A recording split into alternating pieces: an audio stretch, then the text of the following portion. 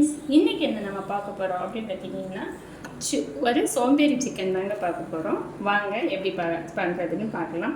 அதுக்கு நான் 1/2 kilo chicken எடுத்து வச்சுருக்கேங்க.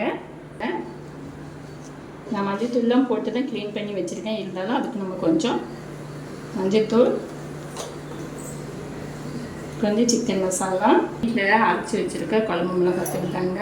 இது எல்லா குழம்புக்குமே போடலாம். இஞ்சி பூண்டு விழுது, தேவையான அளவு உப்பு, கொஞ்சம் கருவேப்பிலை. என்கிட்ட மல்லி இலை புதினாலாம் இல்லைங்க, அதனால தான் கருவேப்பிலை மட்டும் போடுறேன். நீங்கள் அதுவும் போட்டுக்கோங்க. சின்ன வெங்காயம், கொஞ்சம் பூண்டு,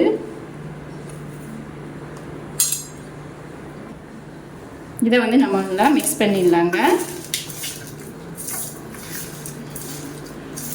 சிக்கனில் இருக்க தண்ணியே போதும் இந்த மசாலாவுக்கு. அப்படி பத்தலைன்னா கொஞ்சம் தண்ணி தெளிச்சுக்கோங்க.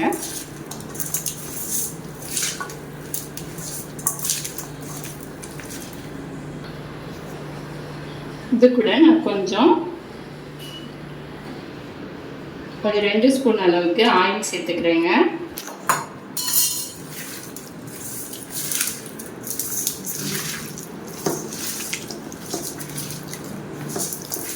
இது பேச்சுலர்ஸு, சமைக்க தெரியாதவங்க யார் வேணாலும் ஈஸியாக செஞ்சிடலாங்க, சீக்கிரமாகவும் செஞ்சிடலாம்.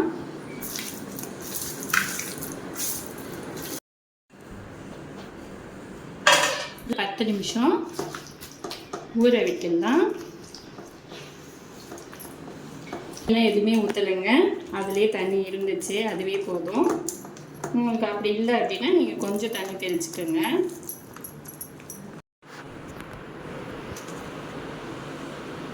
அதனால் இப்போ 10 நிமிஷம் ஊறிடுச்சிங்க பாருங்கள், தண்ணியெலாம் விட்டுருக்கு பாருங்கள். இப்போ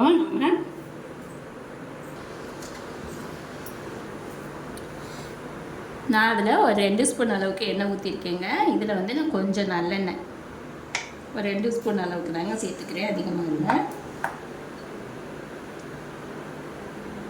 இந்த எண்ணெய் சூடாயிடுச்சு. சும்மா கொஞ்சோண்டு சோம்பு, ஒரு சின்ன துண்டு பட்டை, கொஞ்சோண்டு கடல் பாசி,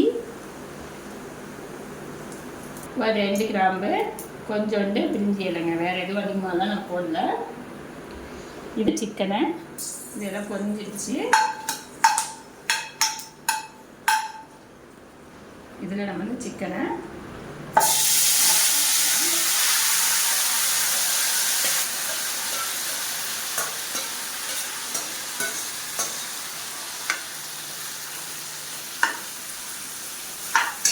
இந்த மசாலாலாம் ஒட்டி இருக்கு, இதுக்காக கொஞ்சம் தண்ணி ஊற்றி சேர்த்துருவோம். இல்லைன்னா அந்த மசாலா எல்லாம் வீணாக போயிடுங்க.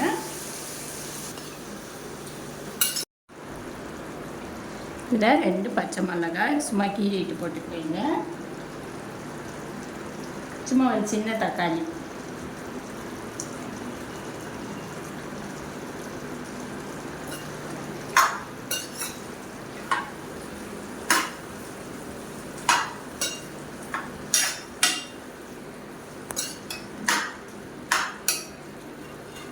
இதை நம்ம ஒரு மூடி போட்டு மூடிடுவாங்க. இப்போ நம்ம இதை ஓப்பன் பண்ணி பார்க்கலாங்க.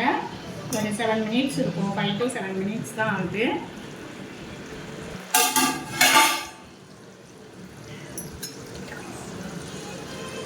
பாருங்கள், நம்ம ஒரு 3 ஸ்பூன் அளவுக்கு தான், அதில் ஒரு ஸ்பூன் மிக்ஸ் பண்ணிக்கிட்டோம். இதில் ஒரு 2 ஸ்பூன் தான் இது பண்ணோம். பாருங்கள், அந்த ஆயிலெலாம் பிரிஞ்சு எவ்வளோ சூப்பராக ரெடி ஆகிடுக்குன்னு பாருங்கள்.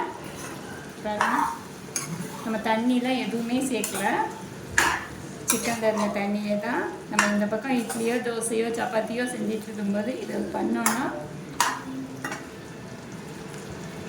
நமக்கு ஒரு 7 மினிட்ஸில் ரெடி ஆகிடுங்க.